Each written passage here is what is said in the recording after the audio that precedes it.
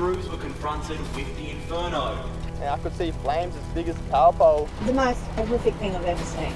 A 40-year-old man made it out alive, but his partner and 6-year-old son were trapped inside. The mother was treated on the nature strip by paramedics for severe burns to her lower body. One little girl had burns to her The face. fire was so ferocious, homes on either side had also been at risk.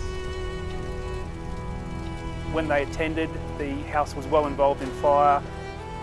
So there's emotions always involved in that. Quite often they're panicked, the worst day of their life, they're crying, they're screaming. It's a heightened sense of emotion, obviously, because if someone still is in the property, I'm very aware that we've got a very limited time to make sure we can find them to get them out, because the risk of smoke inhalation is very high, and until we can locate them and get them out of the structure, they're in genuine risk. It's the same story for people. They really look lost. They're always surprised at the speed that the fire has taken place, and that's why we keep emphasising smoke alarms are so important to let people know early on to get out. In worst case situations, it could be a loss of life, and in best case scenarios, sometimes it's the loss of a house. So we really do see a difference with the smoke alarms and their impact on early intervention and positive outcomes.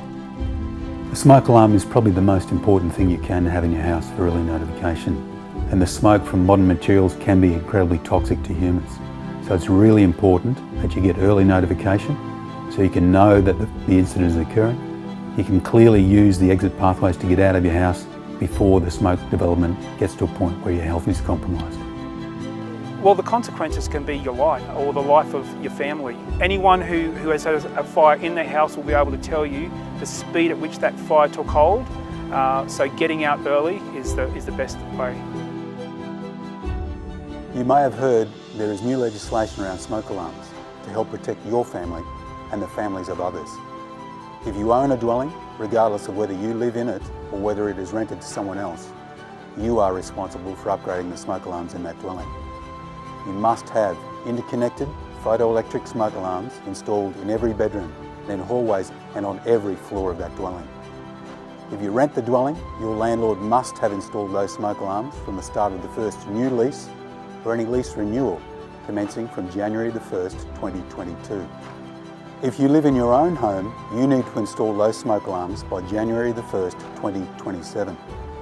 If you are installing or replacing hardwired smoke alarms, you will need to contact an electrician.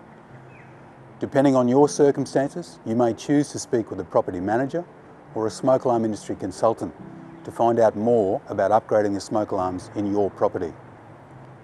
Properly installed and maintained smoke alarms provide the early warning time needed for a safe evacuation.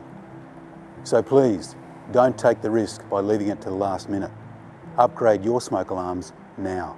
For more information, visit the Queensland Fire and Emergency Services website.